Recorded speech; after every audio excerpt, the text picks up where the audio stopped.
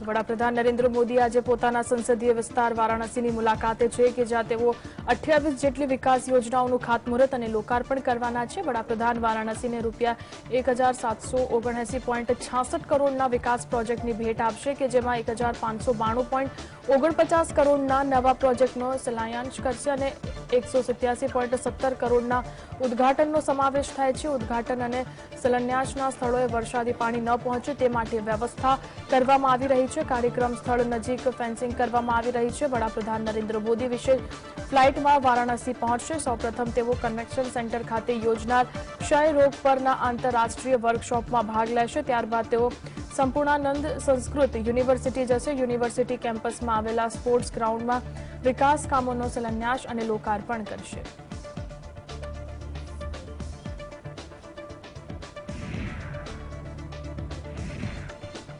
ईवीएमના મુદ્દે લઈને એનસીપી પ્રમુખ શરદ પવારના નિવાસસ્થાને વિપક્ષી નેતાઓની બેઠક યોજાઈ। શરદ પવારના નિવાસસ્થાને યોજાયેલી બેઠકમાં એનસીપીના વડા ઉપરાંત તેમની પાર્ટીના પ્રફુલ્લ પટેલ, સમાજવાદી પાર્ટીના રામગોપાલ યાદવ અને કપિલ સિબ્બલ, કોંગ્રેસના દિગ્વિજયસિંહ જેવા મોટા નેતાઓ આવ્યા હતા।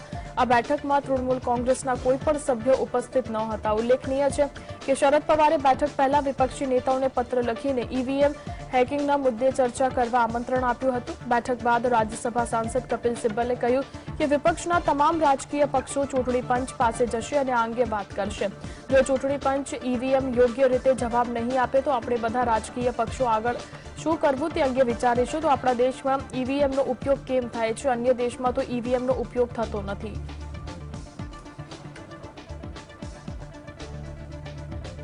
ईवीएम मशीन है, इसके द्वारा और इसका दुरुपयोग हो सकता है। और जब जब भी हमने खुद देखा और आप लोगों ने भी देखा कि जब जब भी मशीन में कोई खराबी आई हो, वोट हमेशा बीजेपी को जाता है। तो ये भ्रम केवल राजनीतिक दलों की बात नहीं है, ये भ्रम जनता पे फैल चुका है। પશ્ચિમ બંગાળના મુખ્યમંત્રી મમતા બેનર્જી ગુરુવારે ઓડિશાના સીએમ નવીન પટનાયકને મળ્યા હતા। તો આ મુલાકાત બાદ લોકસભાની ચૂંટણી પહેલા ત્રીજા મોરચાની સંભાવનાએ જોર પકડ્યું છે। મમતા બેનર્જી આ પહેલા કોલકાતામાં સમાજવાદી પાર્ટીના નેતા અખિલેશ યાદવને મળ્યા હતા અને આ પછી તેઓ ઓડિશાના પ્રવાસે ગયા। તો નવીન પટનાયકે મંગળવારે જણાવ્યું હતું કે લોકસભા ચૂંટણીમાં ગઠબંધન મુદ્દે કોઈ પણ પ્રકારની ચર્ચા કરવામાં નથી આવી। પુતળાનું અનાવરણ કરશે। તો કર્ણાટકના મુખ્યમંત્રી બસવરાજ બોમ્માઈ પુષ્ટિ કરી છે કે અમિત શાહ રાજ્યમાં 24 થી 26મી માર્ચ સુધીના અનેક કાર્યક્રમોમાં હાજરી આપશે। જ્યારે વડાપ્રધાન મોદી 25મી માર્ચે કર્ણાટક આવશે। 25મી માર્ચના રોજ પીએમ મોદી વ્હાઇટફિલ્ડ મેટ્રો લાઇન અને દાવાનાગેરમાં જાહેર સભાને સંબોધશે।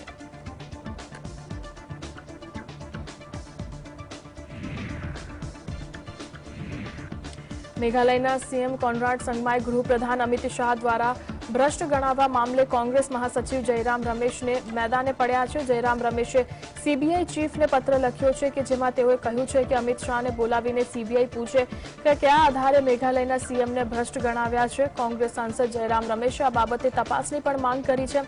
જયરામ રમેશે પત્ર લખ્યું છે કે 17 ફેબ્રુઆરી 2023ના રોજ અમિત શાહ એક જાહેર સભા દરમિયાન કહ્યું હતું કે તત્કાલીન મેઘાલય સરકાર સૌથી ભ્રષ્ટ છે। તેઓએ વધુમાં લખ્યું કે તેઓ રાષ્ટ્રહિતમાં આગ્રહ કરે છે કે અમિત શાહને બોલાવીને તમામ માહિતી અને પુરાવા આપવા કહ્યું છે કે જેના આધારે તેમને કોનરાડ સંગમાને ભ્રષ્ટ ગણાવ્યા હતા।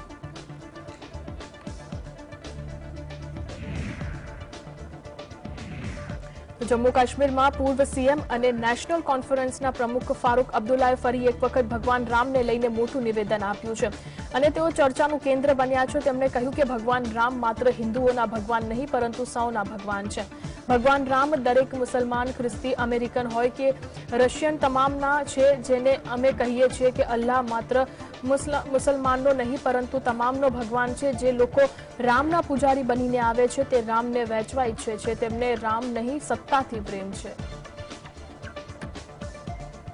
मगर मैं आपको बताऊं, भगवान राम सिर्फ हिंदू का भगवान नहीं है। ये अपने दिमाग से निकालिए। भगवान राम हर एक के भगवान हो, मुसलमान हो, ईसाई हो, क्रिश्चियन, अमेरिकन हो, रूसी हो, जो मानने वाला, जैसे हम कहते हैं, हम अल्लाह को कहते हैं रब्बुल आलमीन, आलमों का रब, वो मुसलमानों का ही रब नहीं है, वो सबका रब है। પીડીપીના પ્રમુખ મહેબૂબા મુફ્તી 2024ની લોકસભા ચૂંટણીને લઈને ગઠબંધન મામલે મોટું નિવેદન આપ્યું છે અને વિપક્ષે એકજૂથ થઈને ભાજપને ટક્કર આપવી જોઈએ તેવી હાંકલ કરી છે।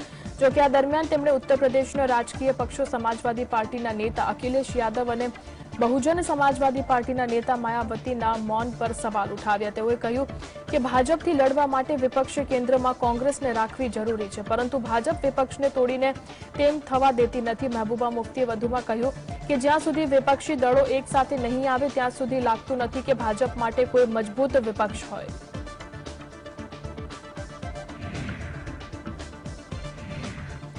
કોંગ્રેસના નેતા અને સાંસદ રાહુલ ગાંધીને સુરતની કોર્ટ માનહાનિના કેસમાં 2 વર્ષની સજા ફટકારી છે। રાહુલની સજા બાદ જોરશોરથી રાજકારણ થઈ રહ્યું છે। કોંગ્રેસના કાર્યકરો રસ્તા પર ઉતરી વિરોધ પ્રદર્શન કરી રહ્યા છે। આ તમામ બાબતોની વચ્ચે કોંગ્રેસે પોતાના ઓફિશિયલ સોશિયલ મીડિયા એકાઉન્ટ પર પ્રોફાઇલ ફોટો બદલ્યો છે। પ્રોફાઇલમાં મુકાયેલો ફોટો રાહુલ ગાંધીને ભારત જોડો યાત્રા દરમિયાન લેવામાં આવ્યો છે, કે જેના પર લખ્યું છે ડરો મત। આ સાથે કોંગ્રેસના ઘણા નેતાઓ અને કાર્યકર્તાઓ પણ આ ફોટામાં પોતાની પ્રોફાઇલ પર લગાવી દીધો છે। કોંગ્રેસે ટ્વિટર, ફેસબુક અને ઇન્સ્ટાગ્રામ કોંગ્રેસના નેતા રાહુલ ગાંધી મુદ્દે મલ્લિકાર્જુન ખડગેના ઘરે બેઠક યોજાઈ હતી। બેઠકમાં સોમવારે કોંગ્રેસે દેશભરમાં વિરોધ પ્રદર્શન કરશે તેવું નક્કી કરાયું છે। કોંગ્રેસના નેતા જયરામ રમેશે કહ્યું કે આ માત્ર કાયદાકીય મુદ્દો નથી, આ લોકશાહી સાથે જોડાયેલો ગંભીર રાજકીય મુદ્દો છે। મોદી સરકાર દ્વારા ધાક ધમકી, ડરાવવા અને હેરાનગતિથી રાજનીતિનું આ એક મોટું ઉદાહરણ છે। આ મામલે અમે કાયદાકીય રીતે લડીશું। આ એક રાજકીય મુકાબલો છે, અમે તેનાથી ડરવાના નથી। કોંગ્રેસ સોમવારે દેશભરમાં વિરોધ પ્રદર્શન કરશે। રાહુલનો મુદ્દો કાનૂની અને રાજકીય બંને મોરચે લડાશે।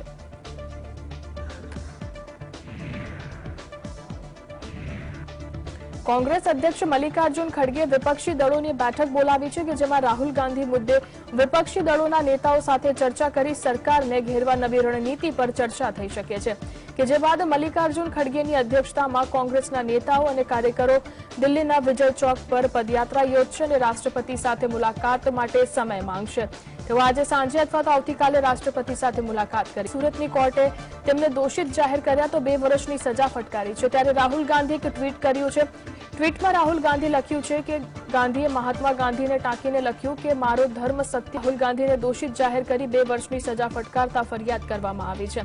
લોકસભાના સ્પીકરને કરવામાં આવેલી ફરિયાદમાં રાહુલ ગાંધીને લોકસભામાંથી ગેરલાયક ઠરાવવાની માંગ કરવામાં આવી છે। તો ફરિયાદમાં દાવો કરવામાં આવ્યો છે કે રિપ્રેઝન્ટેશન ઓફ પીપલ્સ એક્ટ 1951ની કલમ 8(3) પ્રમાણે જો કોઈ ધારાસભ્ય કે સાંસદને કોઈ ગુનામાં દોષિત જાહેર કર્યા બાદ 2 વર્ષ કે તેથી ઓછી સજા ફટકારવામાં ન આવી હોય તો તેને દોષિત જાહેર કર્યાની તારીખથી ગેરલાયક માનવામાં આવે છે। આ કલમને આધારે રાહુલ ગાંધીને લોકસભામાંથી ગેરલાયક ઠરાવવામાં આવે તેવી ફરિયાદ દાખલ કરવામાં આવી છે।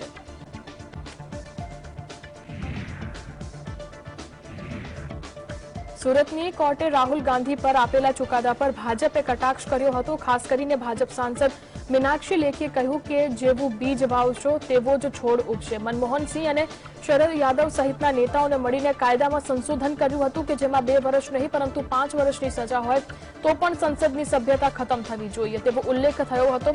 રાહુલ ગાંધી આ જ બિલને જનતા સામે ફાડ્યું હતું। मनमोहन सिंह जी और शरद यादव जी वगैरह इन्होंने कांग्रेस के कुछ एमपी और कांग्रेस के कुछ नेता मुझे बताया, आज भी बताया कि राहुल गांधी का जो रवैया है उसके वजह से सब खराब हो गया। उनके पार्टी भी डूब रहा है और साथ साथ में बाकी को भी नुकसान होता है। મોદી સરનેમને લઈને વિવાદિત નિવેદન પર સુરતની કોર્ટે આપેલા ચુકાદા બાદ કોંગ્રેસ નેતાઓ રાહુલ ગાંધીને બચાવવા ઉતર્યા છે। ત્યારે આપના સંયોજક અને દિલ્હીના સીએમ અરવિંદ કેજરીવાલે પણ ટ્વીટ કર્યું છે અને મોદી સરકાર પર નિશાન તાક્યું। અરવિંદ કેજરીવાલે ટ્વીટ કરતા લખ્યું છે કે બિન ભાજપ નેતાઓ અને પક્ષો પર કાર્યવાહી કરીને તેમને ખતમ કરવાનું ષડયંત્ર છે। કોંગ્રેસ સાથે અમારો મતભેદ છે, પરંતુ રાહુલ ગાંધીને આ રીતે માનહાનિના કેસમાં ફસાવવું યોગ્ય નથી। પ્રશ્નો પૂછવાનું કામ જનતા અને વિપક્ષનું છે। અમે કોર્ટનું સન્માન કરીએ છીએ, પરંતુ નિર્ણય સાથે અસંમત છીએ। અત્યાર સુધી અરવિંદ કેજરીવાલે રાહુલ ગાંધી અને સોનિયા ગાંધી સામે કાયદાકીય પ્રક્રિયાઓ દરમિયાન મૌન રહ્યા, પરંતુ આ વખતે તેઓએ પ્રક્રિયા આપતા રાજકીય પંડિતોમાં પણ ચર્ચાઓ શરૂ થઈ છે। આપના પ્રવક્તા અને દિલ્હી સરકારના પ્રધાન સૌરભ ભારદ્વાજે રાહુલ ગાંધીનો બચાવ કર્યો હતો। राहुल गांधी जी ने मोदी सरनेम के ऊपर टिप्पणी की, मुझे लगता है गलत थी, मगर प्रधानमंत्री जी ने, देश के सबसे पहले प्रधानमंत्री जवाहरलाल नेहरू जी के सरनेम पे भी तो टिप्पणी की। बहुत ज्यादा मजाक उड़ाया उन्होंने, वो तो है सबके सामने संसद में जो उन्होंने किया, उन्होंने भी ठीक नहीं किया। तो अगर दो बड़े नेता एक दूसरे के उपनाम के ऊपर मजाक उड़ा रहे हैं तो एक को सजा हो एक को ना हो, ये तो ठीक नहीं है। રાહુલ ગાંધી પર સુરત કોર્ટના ચુકાદા સાથે દિલ્હી સ્થિત રાહુલ ગાંધીના નિવાસસ્થાને તેમના સમર્થનમાં મોટી સંખ્યામાં કોંગ્રેસના કાર્યકરો ઉમટી પડ્યા હતા અને રાહુલ ગાંધીના સમર્થનમાં નારેબાજી કરી હતી। એટલું જ નહીં, રાહુલ ગાંધી વિપક્ષનો અવાજ છે। इस मुल्क में पहली मर्तबा हो रहा है कि सरकार खुद हाउस नहीं चलने देना चाहती, सदन नहीं चलने देना चाहती। इस मुल्क में हो क्या रहा है, कोई सरकार के खिलाफ एक शब्द बोलता है उसको उठा करके आसाम पुलिस में भेज देते हो, आसाम जेल भेज देते हो। ये चल क्या रहा है? सच्चाई यही एक तानाशाही शासक इस मुल्क के ऊपर शासन कर रहा है, लेकिन ये भूल गए इससे बड़े शासकों को कांग्रेस ने भगाया है। કેન્દ્રીય સંરક્ષણ મંત્રી રાજનાથ સિંહે ગુરુવારે જણાવ્યું હતું કે રાહુલ ગાંધી સુરતની કોર્ટે આપેલા ચુકાદાથી શીખવું જોઈએ કે હથિયાર કરતા શબ્દો વધુ ઘાતક સાબિત થઈ શકે છે। રાજનાથ સિંહે જણાવ્યું હતું કે રાહુલ ગાંધી સ્વીકારવું જોઈએ કે શબ્દો દ્વારા જ જે નુકસાન થાય છે તેને કદાચ તલવાર કરતા પણ વધારે ઊંડા હોય છે। તેમણે કહ્યું કે આપણે આ ઘટનાથી શીખ લેવી જોઈએ અને બોલવામાં મર્યાદા પાર ન કરવી જોઈએ। આ મુદ્દે કોંગ્રેસ અધ્યક્ષ મલ્લિકાર્જુન ખડગે કહ્યું હતું કે અમને તો પહેલાથી જ ખબર હતી, કારણ કે તેઓ વારંવાર જજ બદલતા હતા। પાર્ટી કાયદાને આધીન રહીને ચુકાદા સામે અપીલ કરશે। कानूनी व्यवस्था में अनर्गल बेतुके आरोप लगाने वालों पर सजा का सीधा प्राविधान है और मुझे विश्वास है इस न्यायिक आदेश से सीख लेते हुए हम सभी को यह सुनिश्चित करना चाहिए कि सार्वजनिक जीवन में शब्दों की मर्यादा किसी भी सूरत में टूटने न पाए। એક સમયે કોંગ્રેસના દિગ્ગજ નેતા ગુલામ નબી આઝાદે ફરી એકવાર રાહુલ ગાંધી પર પ્રહાર કર્યા છે। ગુલામ નબી આઝાદે આત્મકથા આઝાદમાં આસામના વર્તમાન સીએમ હેમંત બિસ્વા શર્મા સાથે સંબંધિત એક ઘટનાનો ઉલ્લેખ કર્યો છે। તે સમયે હેમંત બિસ્વા શર્મા કોંગ્રેસમાં હતા। ગુલામ નબી આઝાદે પોતાની આત્મકથામાં દાવો કર્યો છે કે જ્યારે તેઓ સાથે જોડાયેલા હતા તે મામલે રાહુલ ગાંધી સામે આવ્યો ત્યારે રાહુલે તે મામલાને ખૂબ જ ખોટી રીતે મેનેજ કર્યો હતો। જ્યારે રાહુલને કહેવાયું કે હેમંત ઘણા ધારાસભ્યોને લઈને બળવો કરી શકે છે ત્યારે તેમણે કહ્યું કે તેમને જવા દો। ગુલામ નબીએ સોનિયા ગાંધી પર નિશાન સાધ્યું હતું। તેમણે આત્મકથામાં વધુ લખ્યું છે કે આ બધું જાણવા છતાં સોનિયા અધ્યક્ષ પદની જવાબદારી ન નિભાવી। ગુલામ નબી આઝાદની આત્મકથા આગામી મહિને રિલીઝ થવાની છે।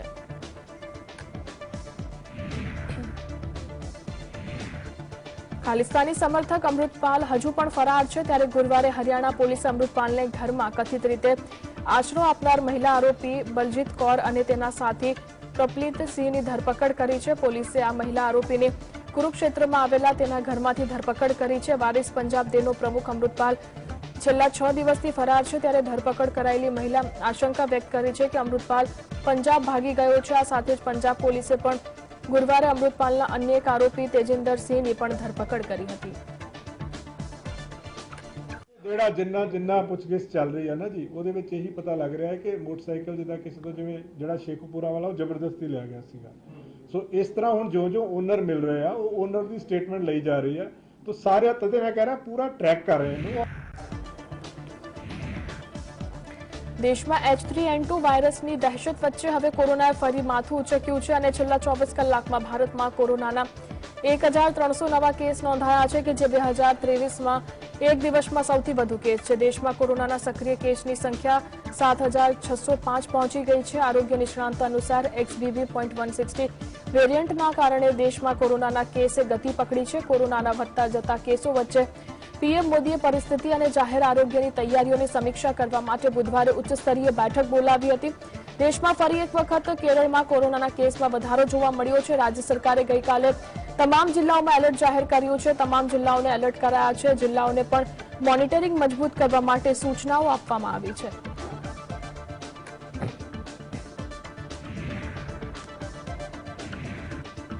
देश में વધતા कोरोना केस ने लईने केंद्रीय स्वास्थ्य मंत्रालय नोटिफिकेशन जाहिर कर्युं छे अने तमाम राज्यों ने कोरोना टेस्टिंग ટ્રેક અને ટ્રીટમેન્ટ અને વેક્સિનેશન અને કોવિડને અનુકૂળ વ્યવહારની 5-fold સ્ટ્રેટેજી પર ફોકસ કરવાનું કહ્યું છે. સ્વાસ્થ્ય મંત્રાલય રાજ્યોને ઇન્ફ્લુએન્ઝા અને કોવિડ માટે જરૂરી દવાઓ અને રેશનની ઉપલબ્ધતા સુનિશ્ચિત કરવા માટે કહ્યું છે. તો આ ઉપરાંત રાજ્યોને પૂરતા બેડ અને સ્વાસ્થ્ય કર્મીઓની ઉપલબ્ધતા સુનિશ્ચિત કરવા માટે કહેવાયું છે. સ્વાસ્થ્ય મંત્રાલયના નોટિફિકેશન અનુસાર દેશમાં કોરોના વેક્સિનના કુલ 220.65 કરોડથી વધુ ડોઝ આપી દેવાયા છે. તમામ ગંભીર તીવ્ર શ્વાસની બીમારીઓ મામલે લેબોરેટરી ટેસ્ટ અને નિરીક્ષણ વધારવાની જરૂર પર ભાર મૂકવામાં આવ્યો છે.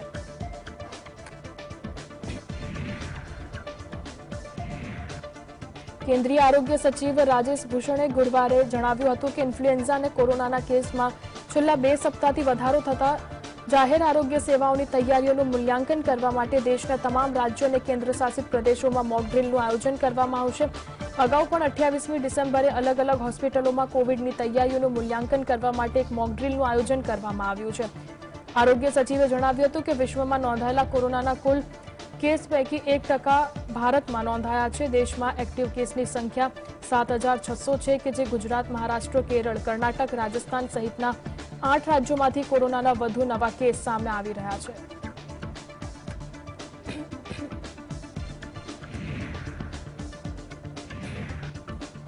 તો એમ્સના પૂર્વ પ્રમુખ ડોક્ટર રણદીપ ગુલેરિયાએ ગુરુવારે જણાવ્યું હતું કે દેશમાં કોરોનાના કેસમાં જે વધારો થઈ રહ્યો છે નવા વેરિયન્ટ XBB 1.60ના કારણે પણ હોઈ શકે છે. ડોક્ટર ગુલેરિયાએ જણાવ્યું હતું કે જો નવા વેરિયન્ટથી ગંભીર સમસ્યાઓ અને વધુ મૃત્યુ ન થાય તો તેનાથી ગભરાવાની જરૂર નથી. ડોક્ટર ગુલેરિયાએ કહ્યું કે ઘણા લોકોને ફ્લૂ જેવા લક્ષણો હોવા છતાં તેઓ ટેસ્ટ કરાવતા નથી. કેટલાક લોકો ઘરે રેપિડ એન્ટીજન ટેસ્ટનો ઉપયોગ કરે છે અને પોઝિટિવ આવ્યા હોવા છતાં તેઓ આ મુદ્દે જાણ નથી કરતા. देखते हैं कि हर साल इन्फ्लुएंजा के केसेस बढ़ते हैं, लेकिन इसमें सतर्क रहने की ज़रूरत है. लेकिन मेरा ये मानना है कि पैनिक की ज़रूरत नहीं है, क्योंकि अगर हम देखें हॉस्पिटलाइजेशन या डेथ्स जो हैं वो बहुत ड्रामेटिकली इंक्रीज नहीं हुई है. तो इसका मतलब हमारी इम्यूनिटी अच्छी है against COVID, against influenza. Cases are coming but majority जो है वो माइल्ड ही है.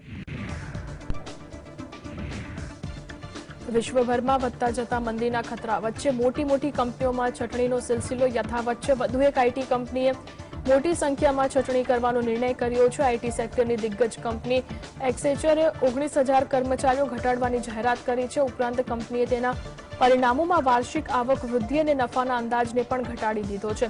આઈટી કંપનીએ વધુમાં જણાવ્યું કે આ છટણીઓ તબક્કાવાર રીતે 18 મહિનામાં કરવામાં આવશે. મંદીની આશંકાથી પરેશાન એન્ટરપ્રાઇઝોને ધ્યાનમાં રાખીને તેમજ ટેકનોલોજી બજેટમાં કાપની ચિંતાઓ વચ્ચે કંપનીએ ગુરુવારે તેના વાર્ષિક આવક વૃદ્ધિ તેમજ નફાના અનુમાનમાં ઘટાડો કર્યો હતો. કંપનીના